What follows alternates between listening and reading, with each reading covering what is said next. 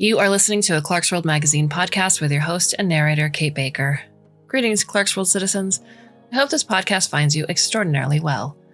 This is our 6th story for the month of April 2022, issue 187. Drop us a line if you like what you've been hearing. We're on Twitter. I'm Kate_Baker, and Neil is at Clarkesworld, and that is Clark with an E. Additionally, if this is one of your first podcasts, welcome in. If this is one of the over 700th that we've done since we've been around on the internet, please consider going to patreon.com/Clarkesworld. We just need $1 or more a month. If just 10% of the people who listen to this podcast paid $1 or more, it would be amazing. We could do this for a full-time job. Our story is titled An Urge to Create Honey and is by Martin Cahill. Martin Cahill is a science fiction fantasy writer living in New York City and works as the marketing and publicity manager for Erewhon Books. He is a graduate of the Clarion Science Fiction and Fantasy Writers Workshop of 2014 and a member of the New York City-based writing group Altered Fluid. You can find his fiction in Lightspeed Magazine, Nightmare Magazine, Shimmer Magazine, Fireside Magazine, Beneath Ceaseless Skies, and now Clarkesworld. His short story, Godmeat, appeared in the Best American Science Fiction and Fantasy 2019 anthology, and he was part of the writing team for Realms, Batman, The Blind Cut. Martin also writes and has written book reviews and essays for Tor.com, Book Riot, Strange Horizons, and the Barnes & Noble Science Fiction Fantasy blog. So, my dear listener, I hope that you can sit back, relax, and let me tell you a story. You stand in the airlock, wondering when they're going to let you come back home. As you wait, the new, delicate hairs on your body twitch, thousands of silent cilia sipping at this new vacuum, processing data at a rate nearly 20 times faster than your meat brain. We can feel you trying to understand, trying to adjust. Your new vocal cords modulate internally, the infant drone song of frustration, of fear. Your hands, new and old, flex. 2 of them clutch at your head, just shy of the eyelash-fine antennae, which twitch in your distress. Your song of unhappiness is shifting from subvocal to oral, and even in the dead air, a hum is building. After all, we were grown to sing to each other between the stars. One day, you will too. But for now, you stand here, frustrated and sad as the people behind the glass wait, growing nervous at your buzzing.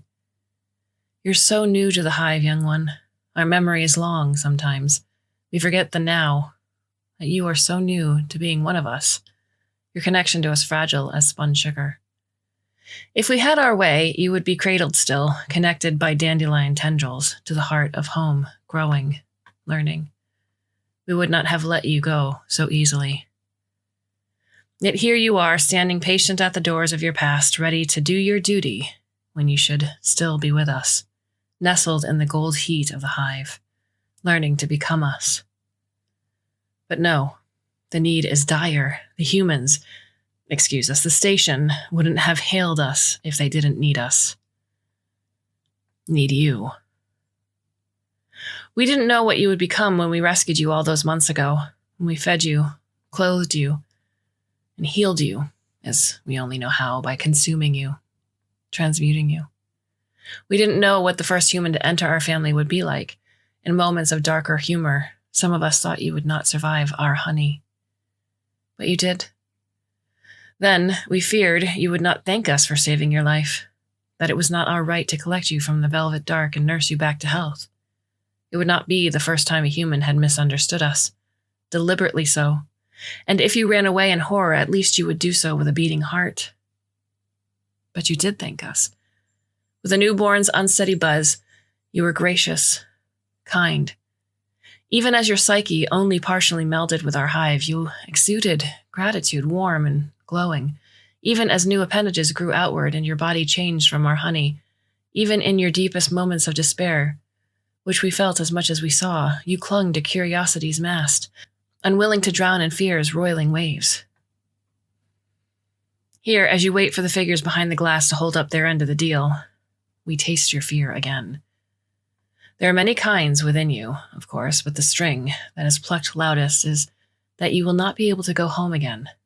The creche room you grew up in will have been given away, that the books with your old name in them will not be waiting for you, patient as only paper saints can be. That image of the 20-foot cell, your previous hive, sits in your mind, solid as stone. How we wish we could encircle you in our million arms, hold your body thorax close, and whisper from soul to soul, "Child, there is no going back. There is no home to return to. Only the one you make." But this is a truth you know even as you try to hide from it, a relic of your humanity. That, your need for evasion, will fade. All we can do is midwife you through it. A hiss slices the air. The massive metal door shunts open, and you walk into the corridor, relieved, the song within you growing loud and vibrant. When it closes behind you, small cannons burst from the metallic walls, pivoting to face you. Of course, we sigh. You're humans. They don't know the difference in your songs like we do. They think you are dangerous, while dismissing how dangerous they are in turn.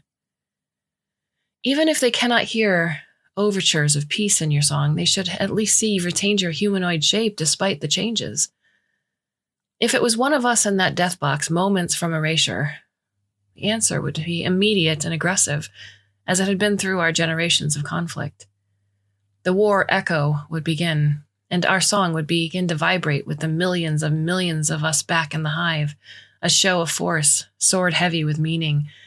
Kill this one, and you will answer to all of us. But already, you show us the ways we can grow. All 4 of your hands raised, gesturing to the cameras with open palms. Your vocal cords do not naturally move in the ways of your former physicality, but with strain, you help them remember their old shape. Through the buzz of the fear rattle, you speak with words, physical words that people of your once home can hold in their hands and hearts. Not danger, you speak, voice thrumming like digital discharge. Here to help. Words, crude, inefficient, dead little sounds that convey no depth, no truth. The humans behind the glass cannot understand the burst of pheromones from you, can't taste the complexity of your fear or your hope, that now, today, a bridge can be built, if only it isn't burned down first. We catch a whisper from behind the glass. God, it still sounds like him. Your 4 hands tremble, and we wish we could comfort you. But you asked to do this alone, and so we let you. There is a hum as the weapons within the death box lose power and go silent. Your eyes flick up, staring into the one-way glass, your new layers of lids opening and closing. Already you develop your nervous tics, your habits of worry. You adapt. We are so proud. Then the door opens and in floods education. You see, though we've met humans on battlefields of star and stone, not a one of the hive has ever made it past these bulkheads alive. Neither drone nor gatherer nor knight has ever walked through on 4 legs with heart still beating. From the dying minds of our beloved children, we had seen only phantoms on the other side, tasted the ghost flavors of the station air of our then enemies. It all only added to our terror, our rage, that we couldn't understand them, couldn't know the contours and steel smells of their own hive, when they have so ruthlessly sent their metal drones into ours with not so much as a greeting dance. But today is a new day for many reasons, and as you walk in, we drink deeply from your 1,000 points, learning finally the world of humanity. A hiss-hum tango of oxygenation through vents like veins, the sterile fractal nothingness of vaporized trash and dirt particulates, hushing through space as cleaning programs activate. Flashes of light from pedestals and screens, winking in a language all their own. And there, the sweat sitting unscrubbed from starched uniforms, as deep a blue as Midori's cosmic heart. It twinkles through the air like song, their own pheromones recognizable as music, but so different from ours, so vulnerable. We hadn't expected them to be as afraid as we are. Are. Nor as hopeful. One of the uniformed people steps forward, night cased. You are a head taller than them, and they look unaccustomed to tilting their gaze up, looking up at you in particular. You sink to a knee and they adjust their gaze. There is a smile on their face, barely so. Your song has shifted, and it's mournful and joyful, seeing this night cased. An old friend, we realize, recognizing the key change. An old friend who you are so happy, so scared to see. They place a brown hand under your chin, tilt your head up. We look through your eyes, 2 old, 4 new, and we see them study you until finally, recognition. It really is you, Jonah, they say, the words soft as breath, making the hairs of your face swoon with movement. Jonah, a word as useless as a molted husk, as precious and tender as newborn carapace. A name, not a thing we've ever had use for, but your song deepens at the mention of who you were, what you were called. That it still has meaning to you is bittersweet in our hearts, but we will regard it as lovely because that is how you feel about it too. You nod your head, not daring to attempt the dead sound speech again, but in your mind we hear the whisper of a name, a title for the night cased. Isla. So, Isla, they will be to us. As you nod, they nod in turn, raising another hand to signal, the soldier cased surrounding you both. There is a shift of gravity as the rifles trained on you lower, a relaxing of muscle. Is it wrong that we didn't even notice? So often it was the last thing our beloved drones saw. May things be different this time. We see them study you as the thought enters your mind, a dream remembered from a sleep you haven't partaken in. Not yet. Such is the way of the hive. Memory is a currency we freely trade, not even knowing we have the coin until it is time to lend. The memory tickles neurons, stimulates muscles, and a twitch runs through you. A secretion builds on your wrist, bubbling like foam. One of the soldier castes, with a face like a detritus moon, gestures to you, face turned up in disgust. Christ, is that what I think it is? Many take a step back on instinct, though not Isla. They watch in fascination as the fear glands of the others begin to pump. We have labored hard with the hive to understand this fear. The substance that they fear is as holy to us as their deities, more so, since it is real and tangible. They call it honey, a remark of wary wonder made in the heat of first contact all those generations ago. It is like that substance of earth past, yes. When produced, oxygenated air turns it a brilliant gold, and it sits thickly where it lands before becoming part of the holy chosen. The closest approximation would be the human word, alchemize. With our honey, we heal you. We fix what is broken by turning it into us. At least that's what we always theorized would happen. You, beautiful you, are the exception to the hypothesis. You are not us, nor are you who you were. You are something new. No, what you make now at the wrist is opaque, more akin to webbing than honey.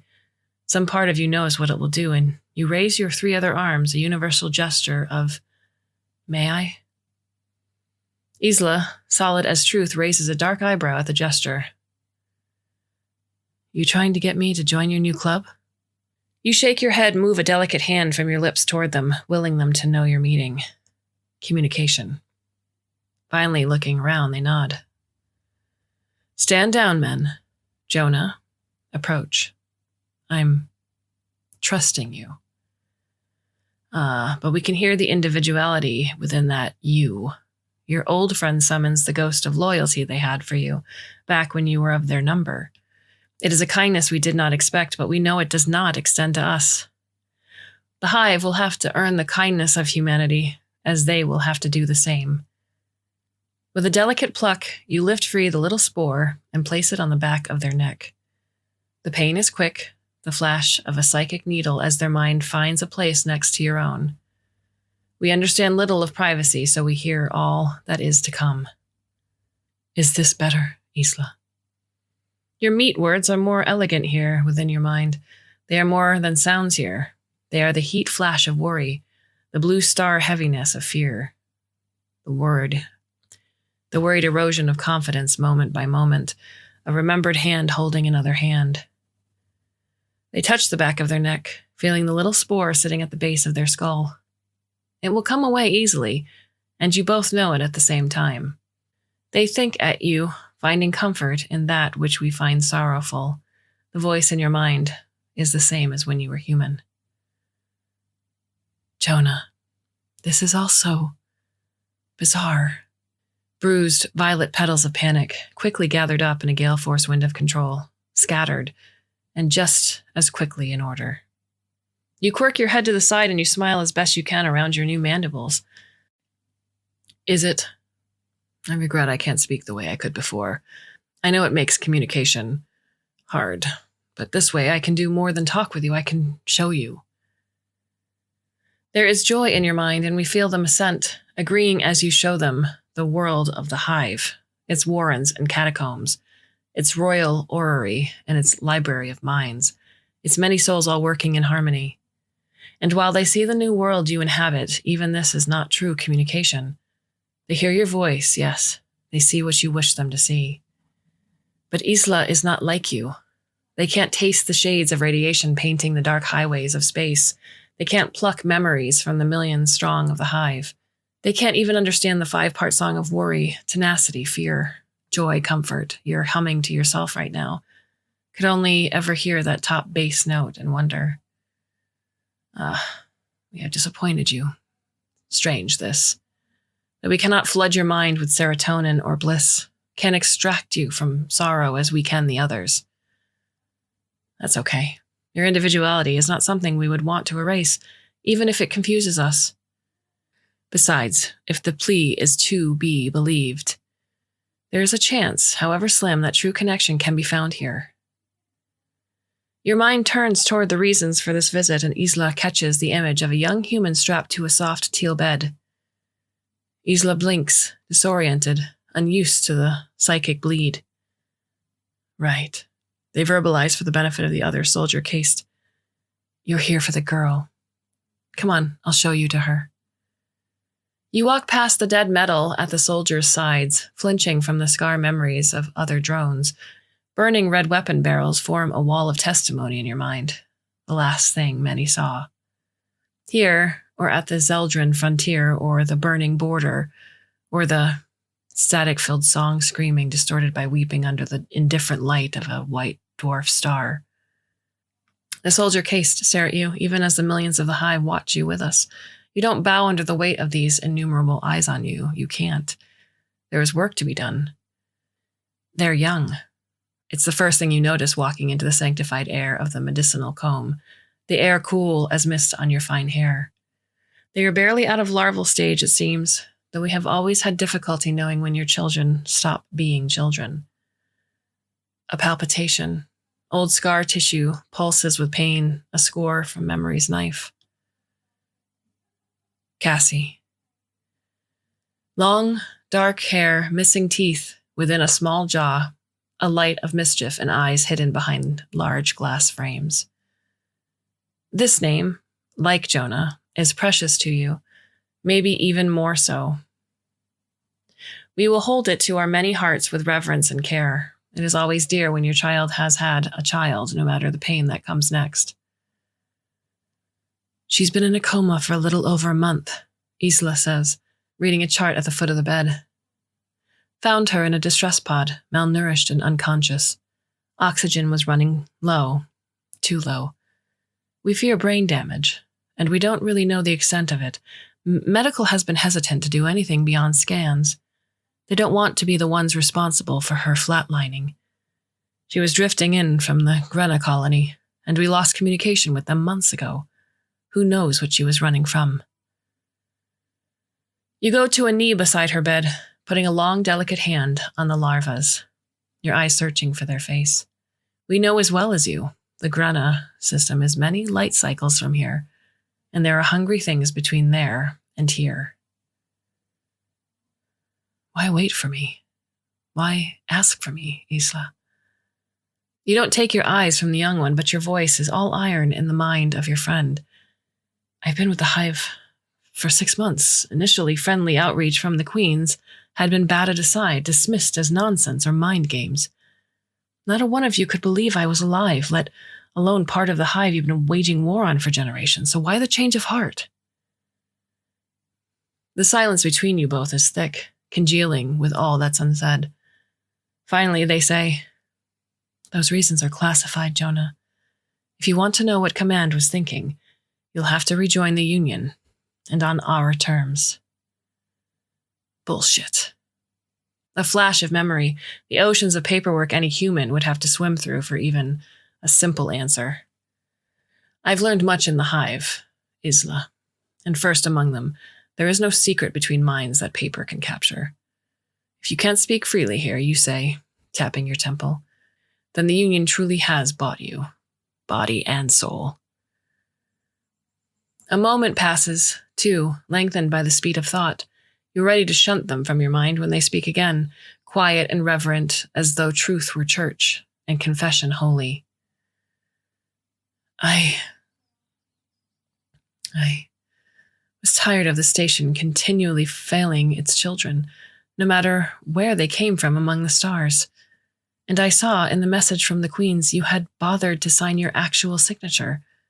With a little star curlicue I always told you was unprofessional at best, and I thought if it really was you and the queens were really interested in opening peace talks with an ambassador, access to their technology and medicine, that together we could redeem the station even a little. Again, the face of Cassie. That loss echoes through you like an ancient bullet, shattering every delicate organ it touches with its horrible momentum. Thank you.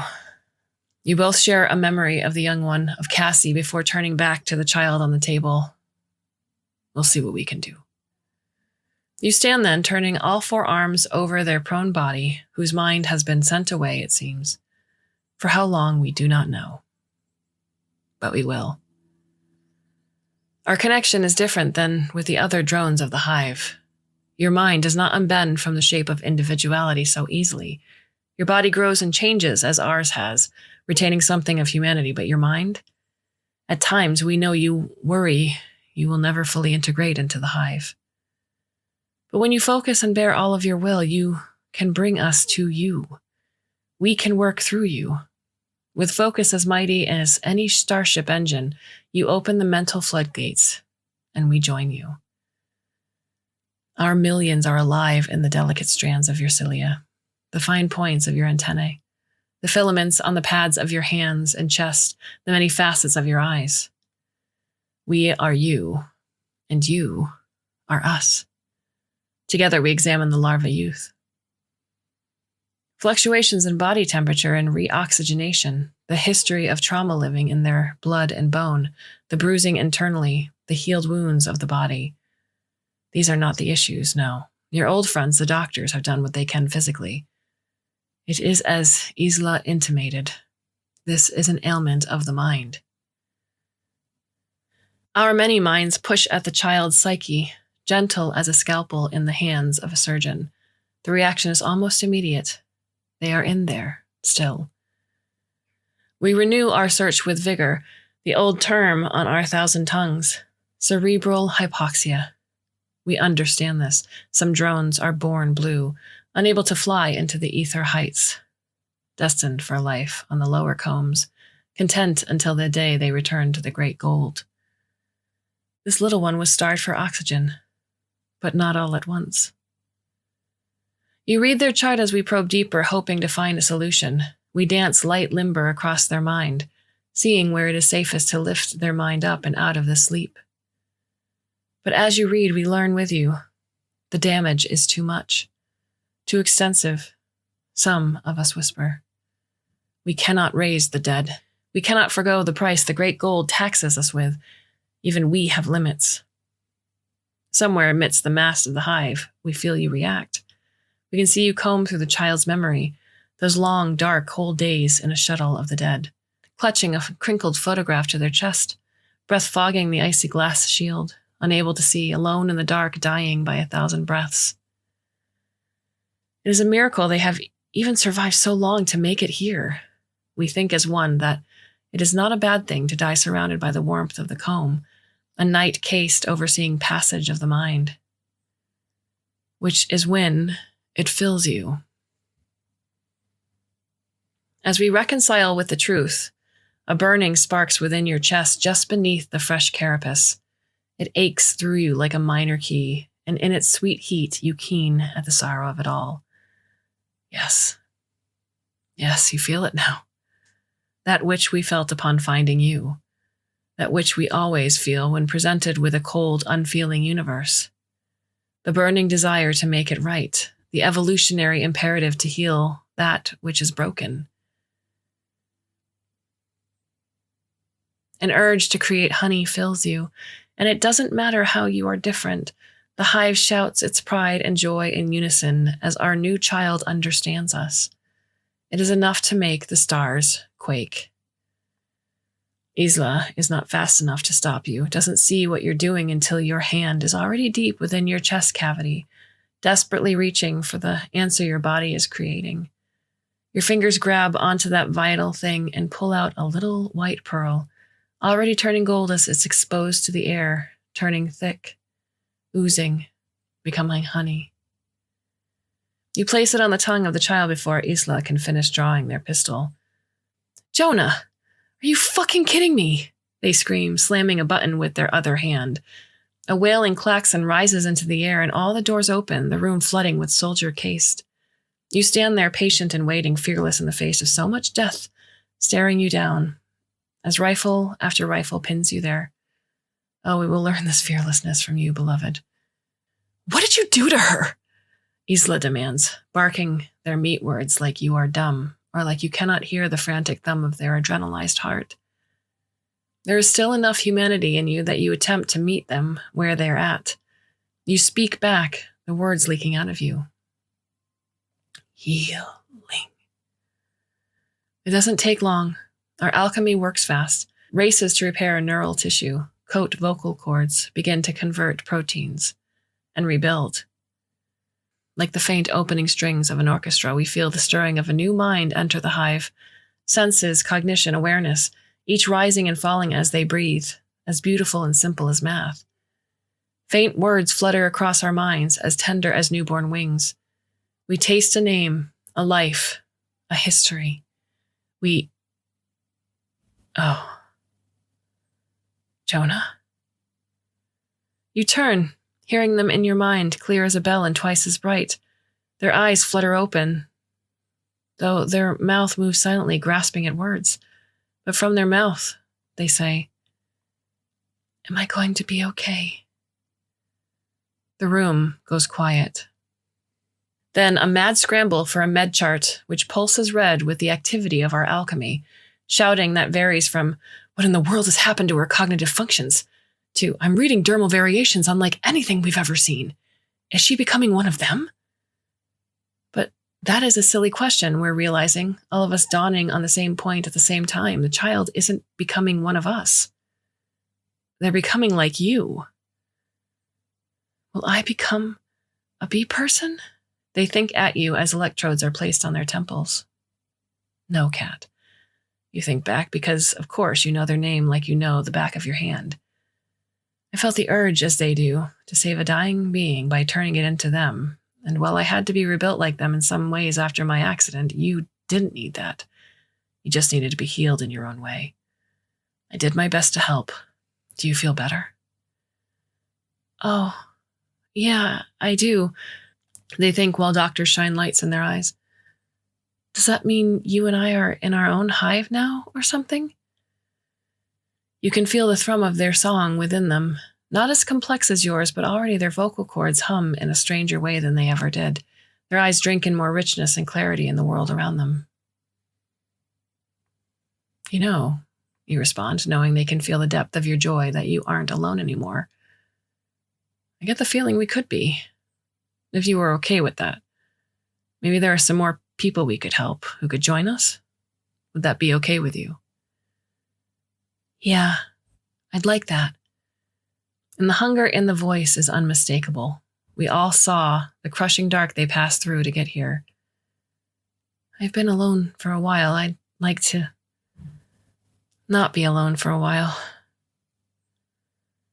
You nod and are escorted away, Isla already screaming at you for what you've done. But you can take some loud meat words, not too high a price to pay for what's been accomplished. You did what they asked you to do. You saved the child. And you did it by building a bridge. For how many more out there in the vast dark in need of healing, with no one to help? How many could use the help of a child of two worlds, with an urge to heal through that honeyed touch? Those who know the value of a community and an individual mind, who can utilize the best of both. We are weary of war, of willful misunderstanding, of mourning drones who hardly tasted the stars on their wings. This room vibrates with fear, yes, but awe. Its sibling is present too. With you and this new child, maybe that bridge between worlds is possible. Maybe it can stand firm against those who would destroy it. Though you are only a hive of 2 for now, we hope that number will grow. And when it does, we will welcome them all, holding them thorax close. And remember that even this is holy, and that makes it alchemy. We are so proud of you, child. You have exceeded our every hope. You're everything a hive could want. What are your thoughts on the story? You can leave us a comment or question if you go over to the Clarkesworld Magazine webpage and click over to the About Us section. Our contact information is listed there. Alternatively, and as I mentioned before, you can find us on Twitter. I'm Kate_Baker, and Neil is at Clarkesworld. We have one more story left for you for the month of April. I do hope you'll come back and listen, should you so choose. And until then, my dear listener, I do hope you are well. I bid you a very fond and hopefully very temporary farewell.